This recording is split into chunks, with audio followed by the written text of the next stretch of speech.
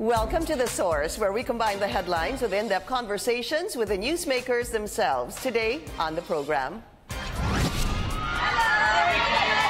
the local movie industry comes alive at the Metro Manila Film Festival. Everyone really worked hard on this. Being able to join and contribute to Philippine cinema is always a great thing. 8 competing films from different genres,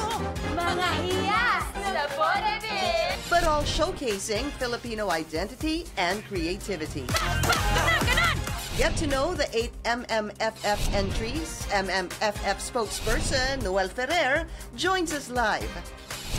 And later, looking for a new movie watching spot, try these micro cinemas. That's for today's In Focus.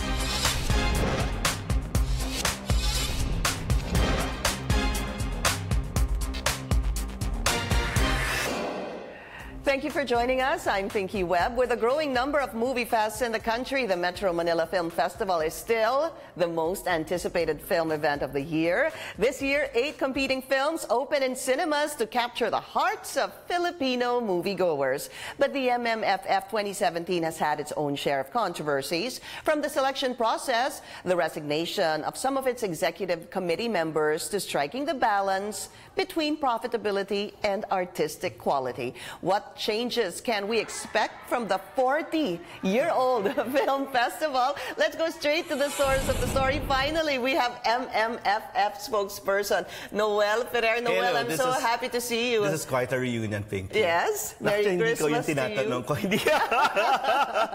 No, Merry Christmas, the Noel. major achievement is that kahit Christmas Day, we've seen people going back to the theaters. Yeah. At least it's a major achievement from so last you're very year. happy with the outcome. Yeah. And we're encouraging people. It's a Monday that we open, di ba? Parang people would normally have, the theaters would normally have the senior citizens. Di ba? Pag Monday kasi discount, nagpapa-aircon sila, tapos nanonood ng sine. Yesterday, ang daming tao sa sinehan. And then, well, kala natin kasi parang nung November, but kinda, no, people stopped from going to the movies, to the theaters at least. No? The Filipino films didn't perform really well. Like the 2 horror films, Filipino films ng November 1, parang okay lang. Then we had the Barbie Fortesa, Ken Chan movie from Regal na rom-com. Parang people got tired of like a lot of rom-coms. Tapos biglang nag-trip to Ubusan, yung the 3 Lolas. Tapos biglang anong nangyari? Rated A yung pelikula pero okay lang rin yung pelikula. Until came yung Sharon Cuneta and the Robin Padilla film na dito nag-swerte talaga na nag-appear si Sharon dito. Yun, that at least hit 250 million pesos. So dun lang? Yun. Then after that, wala na rin. Kasi what happened, we had though? smaller and smaller circles, rated A film, good So book. it's supposed to be a beautiful, Yun film. nga eh, parang smaller and smaller audience. Parang, huy, nasan kayo? But if you try to analyze that, what happened then, nung November? Bakit? Because there was Justice League. Justice League had 271 million pesos in 4 days. Pinks, kita na yun ng isang buong pelikula. Di ba? Yung pinakamalakas na local Filipino film. Well, tapos, then we had Star Wars. Parang anong nangyari? Parang, well, and it was an achievement to like make people go back to the theaters Christmas Day. So, first day was yesterday, Yes, Monday yes, nga, yes. no? Siyempre, everyone hung over from... I had money. At least yung mga daming nagbigay, from Yeah. Christmas. So, how was the first day? Okay. Hindi lang doble, triple. Well, kasi we came from what? A 300 million or less than 400 million gross from last year, di ba? So, parang buti naman bumalik kayo sa sinehan. Parang at least we had films for everyone. So, pang-bata, pang-lovers, yung may gusto ng horror, lahat. Well, the menu of Filipino films for the Metro Manila Film Festival was okay. So, at least nandyan silang lahat ulit. Who was the top grosser? Hindi pwede. You know why? Ang maganda dito, the producers, the executive committee, and even the theater owners vowed na, at least may nasa rule, no, na walang maglalabas ng ranking at saka official parang kita, gross, because they want to help all the films. Meaning, we're only as strong as our weakest member, di ba? So, pag nilabas mo yan, may bandwagon effect. So, kawawa naman, di ba? So, now, from 20,000 na fine, kasi now even Star Cinema or ABS cannot claim na, number 1 in the box office, kasi bawal. Even in their newscast, in anybody's newscast, you can't do that. Unofficial, not now. Kasi parang hintayin natin at the end of the na official na lahat yung count. Why? Ang maganda, kasi kahit sila nag-agree, no? So from 20,000, ginawang 200,000 yung fine pag nilabas. No?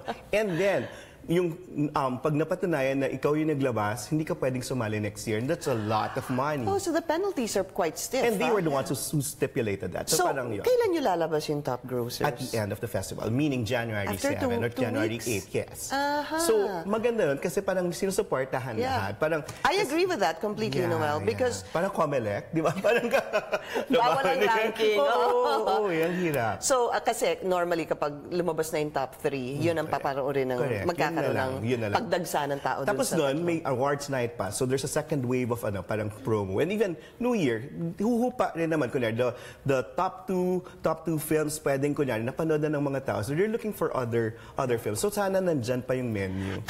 Ano bang Pilipino, yung kanilang style ng panonood? Ilan ba normally yung pinapanood nila sa MMFF? Nakaka 2 or 3? Kaya nila ng 2, 3, pero yung iba talaga tinatapos nila yung 8, di ba? Yung parang it's a tradition na, okay, if we have money, parang sige, tingnan natin. Oo, meron ganon. All ages, all classes. Yes. Kaya nga lahat ng target audiences, parang sana ma-capture yun. So, okay. Yeah. 2017 is definitely different from... Sorry, I was going to ask you this. Yung hindi paglabas ng top grossers, yun din ba last year? Hindi. So this is the first time. Oo eh. I think that's very smart though. Yes. And Kasi very fair. We have to make clear also na Metro Manila lang kasi last year, di ba? Meaning, in the provinces, they were showing other films because they decided na, uy, kawawa naman kami, wala kaming kikitain. So hindi patas yung laban. Yung parang, well, the lottery where you're Can you explain that to them, Noel? Because I didn't know about this. So kung ano ang showing sa cinemas. Correct. Okay. The eight films, 8 entries, would pick out kung ano yung chains ng store or theaters na pwede lang paglabasan.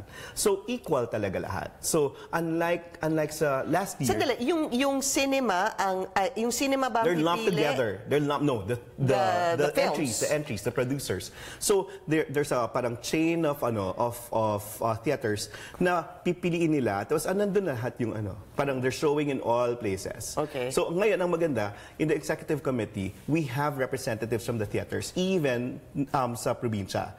Unlike last year, hindi sila kasama. Parang they had the... Buti na lang sinama na yung mga probinsya. Hindi ba? Dapat naman ganon. But the gross kasi, yung kunyari, yung wala yung taxes, it's just in Metro Manila. So parang sa probinsya, dagdag na revenue na lang sa mga theaters. So what's different also, aside from that, is that hindi nyo nalalabas na yung top grossers for now. Tsaka nasa probinsya na rin siya, pinapakita siya sa probinsya. What's the selection?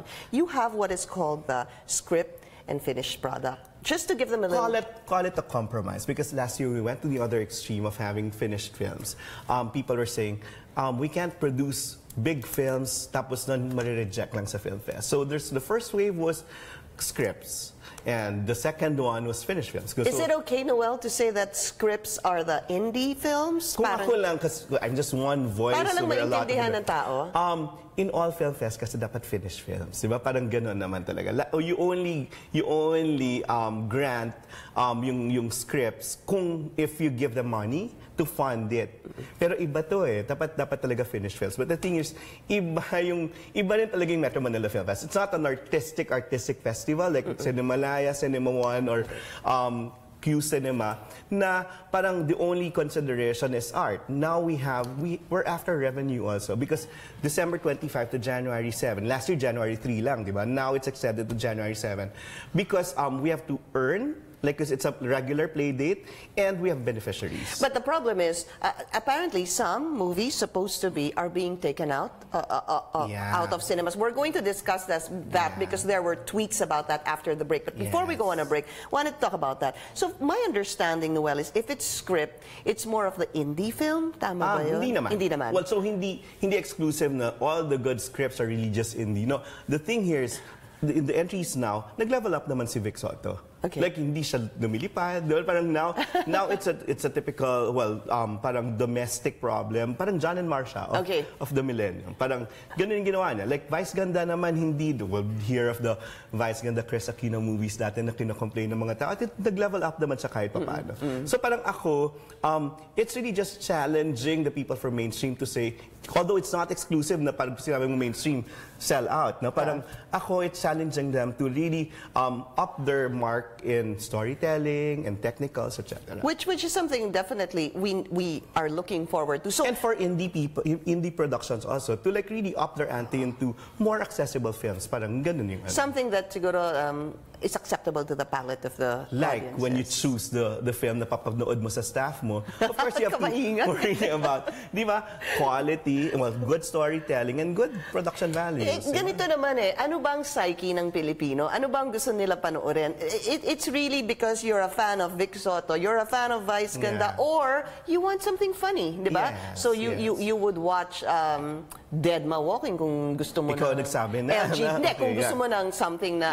Kasi ako nung nakita ko yung plug ng Deadma Walking, it reminded me of the previous entry na Die Beautiful, di ba? But I know, it's very different. And it also captures the hearts of people. Na, I'm going to discuss them one by one, but just this one. Kasi bading ka rin naman, Pinky.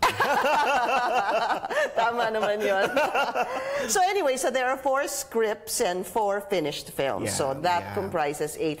Iisa-isahin natin yan after the break. This is The Source on CNN Philippines. Still to come, Vice Ganda and Vic Soto are back in this year's MMFF. And we also share reactions on the first day of the festival. MMFF spokesperson Noel Ferrer will still be with us after the break.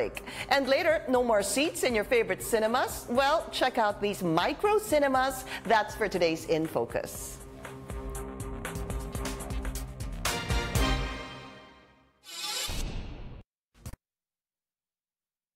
It's just really confusing me. Finished film are the indies. Tama ba? Hindi na, lahat naman So we've broken down, yun pala achievement. How do you? We've broken down the indie film and mainstream film. Lahat sila nagsasubmit. Okay. It's just that. No, but the selection process was 4 for scripted and 4 for finished. Yes, so it ano was ba a ang finished? Yung pinalabas na? Hindi. No, yung tapos na yung buo. Like kasi yung script lang. Hindi mo pa alam kung ano pa nalalabas. Hindi pa siya, no? Yeah. You just see the potential. But I'm against that Parang dapat talaga finished film. Pero, of But course, why would you accept a script? Yeah. Because they would want to be assured that they have a slot already para they produce For a the big expense. film. Yeah, that's true. I see. That's Okay, true. so the scripts would be what? Ito ba yung mga Ang Panday, Revenger Squad? Okay. Okay, pero hindi siya significant. Ako mas We're live on Facebook, ha? Napapakinggan ka. Sige ka. Okay, maganda yung soundbite. Bating ka naman, Pinky.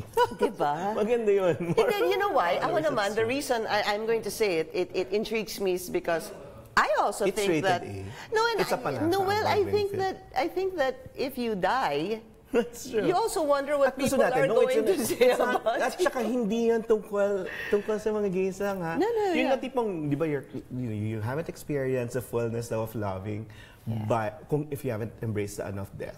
Totoo yun, ha? When I turn 50 next year, sabi ko, akin yung palangka letters na I wanna compile them in a book. Talaga.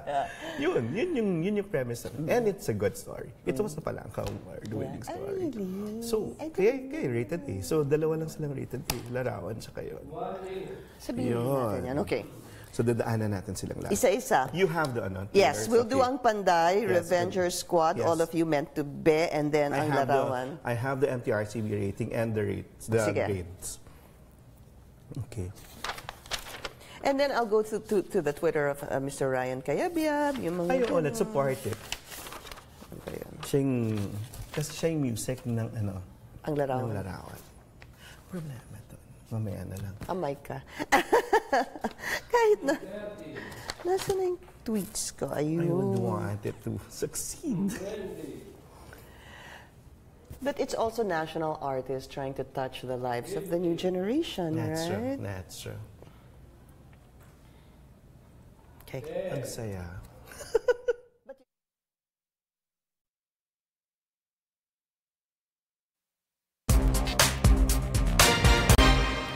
You're watching The Source on CNN Philippines. Our guest today, MMFF spokesperson Noel Ferrer. Noel. Hindi ka sanay, no? Kasi kapatid. Isa-isahin natin. Game. Ang Panday. Ang Panday got a G rating sa MTRCB, meaning everyone can watch it, and got a B rating, produced by Coco Martin, directed by, and acted by.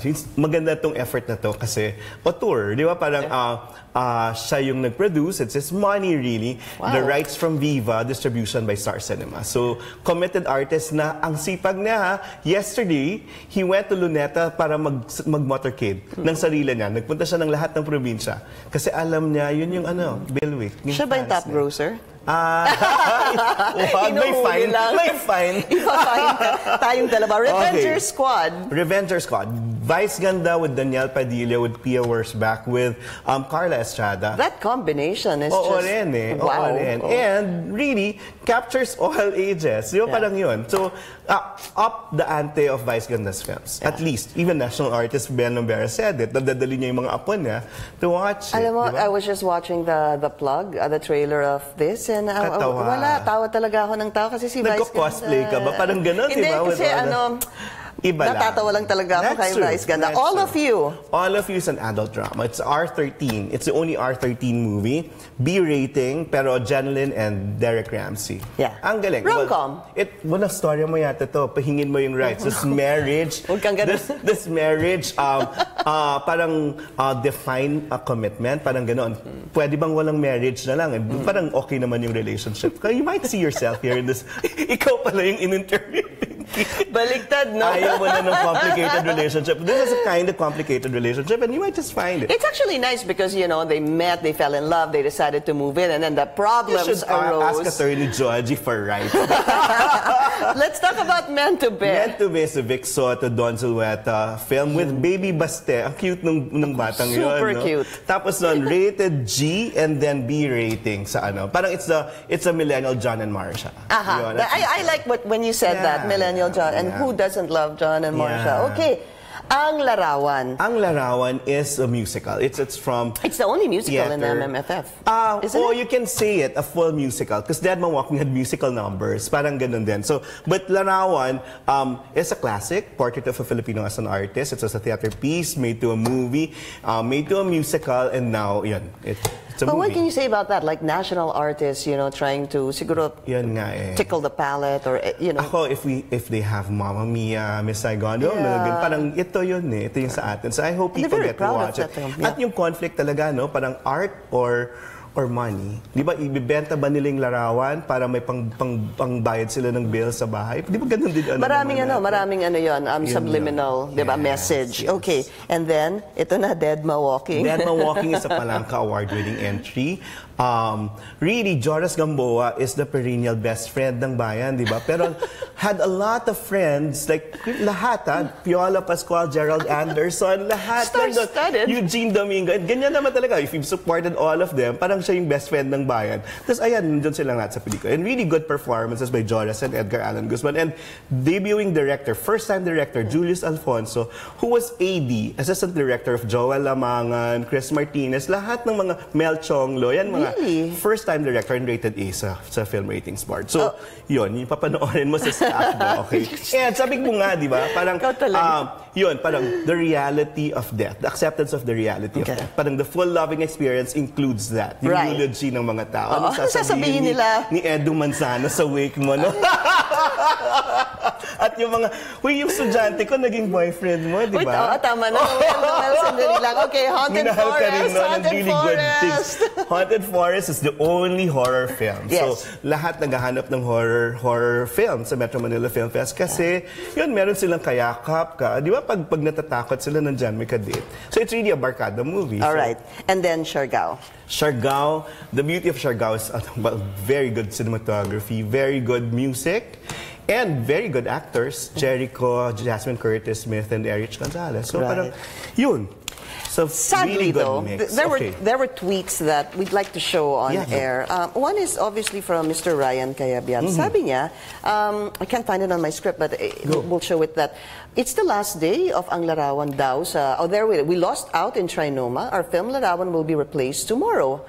Ganun ba yun? One day? I was there I had to get out of the family lunch just to decide on this. Nag-strike naman ng agreement with the Larawan staff kasi they were really underperforming compared to the other cinemas sa Trinoma. But promise naman na ibabalik sa second wave of second wave. Kasi if What's you're the gone, wisdom if behind you're it? gone, you're gone forever. Kasi di ba, if you're not performing, parang mawawala ka. But now, the cinema promised na, okay, the second week, kasi 2 weeks in Metro Manila Film Fest, ibabalik namin kayo ng January 1. And January 1 is a major play date also. So yun talaga, parang extreme scenario kasi if you're not earning a lot. Pero, we made sure, wala man siyang Trinoma, meron siyang SM North EDSA. Parang ganon. People, may malapit. Ako yun nga, parang please watch them now. Kasi by the day, we decide kung saan siya magsistay. And in some cinemas, nililipat na siya sa maliliit na theaters para lang ma-reach yung quota.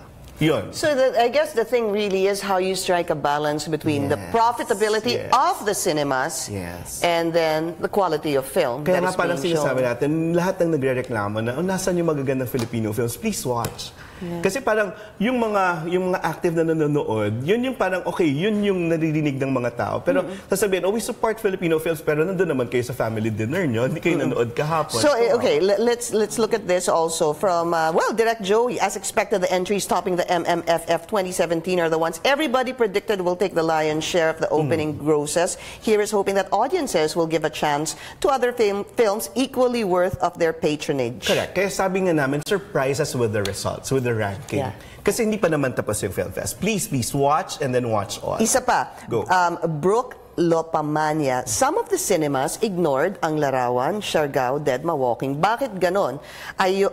Ayon ang may sense panoorin, mas maganda pang ibalik yung format no. Ang nangyari naman kasi bunutan yan. So parang meron naman sa location na representative na theaters. So that's what they don't know. Di ba? Merong bunutan talaga ng theater circuit. So hindi siya, how to understand, hindi siya pinipili ng cinemas. Hindi. Bunutan siya talaga. Pero after the first day or the next few days, parang dun na. Okay, let me do a follow-up on that. Is after a first day of showing fair na let's say hindi kumita masyado sa first day, hindi ba We're kind of lenient. Actually, kukonti lang yung nawalan ng first day.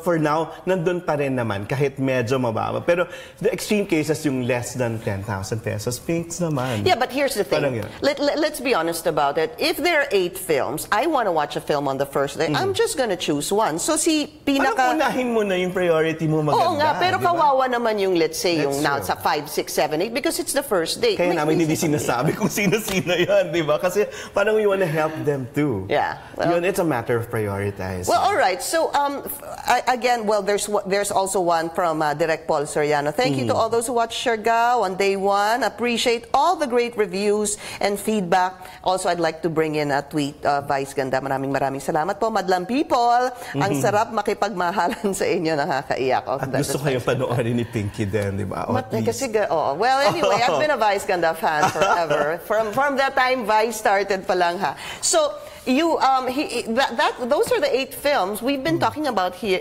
Those here on and what's CNN significant Philippines. is that we've broken down the indie mainstream divide.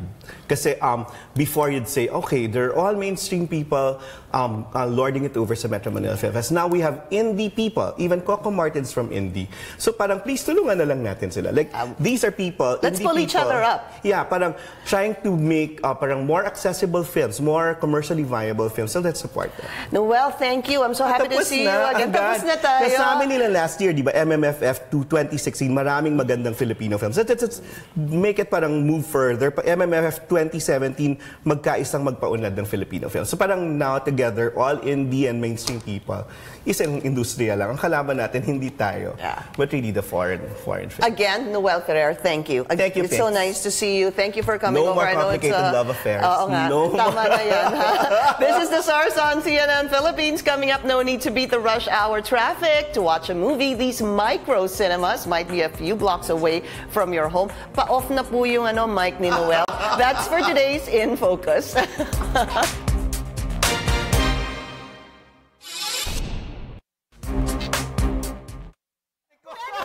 Noel, naka-on ka. Naka-on.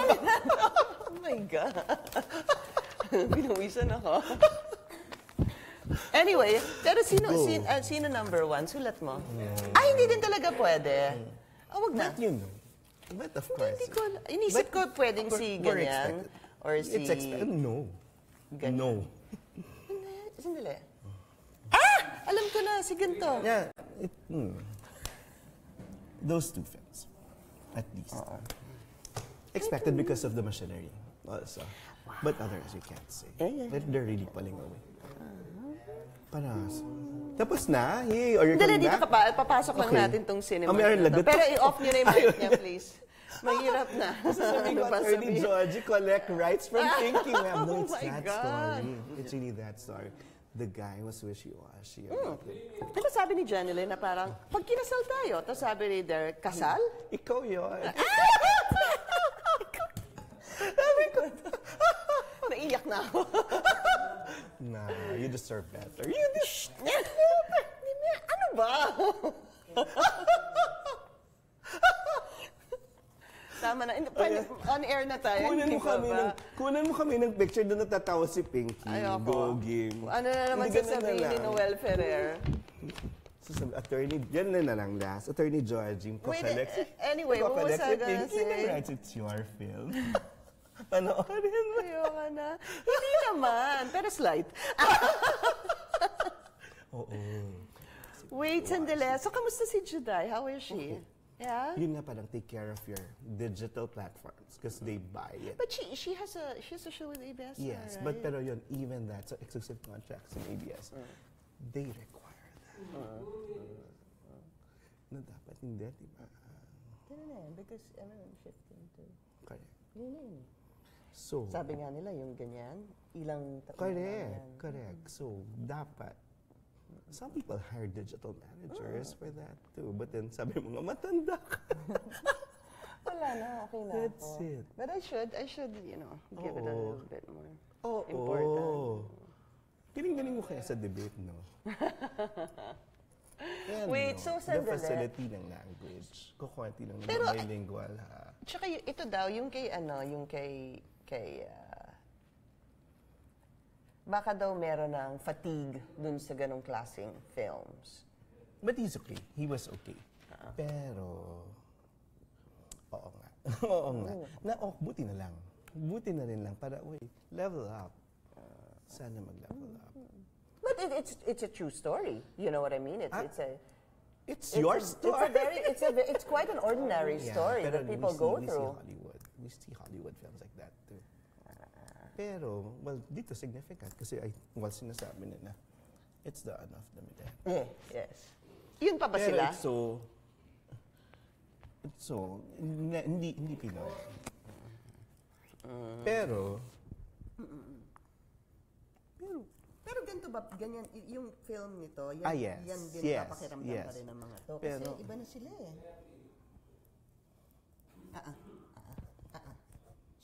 It's the... Last siya. Kasi...